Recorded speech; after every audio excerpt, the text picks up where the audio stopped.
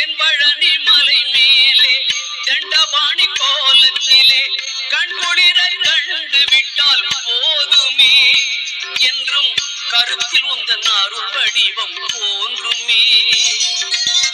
தென்பழனி மலை மேலே தண்டபாணி கோலத்திலே கண்குளிர கண்டு விட்டால் போதுமே என்றும் கருத்தில் உந்தன் அருள் வடிவம் தோன்றுமே.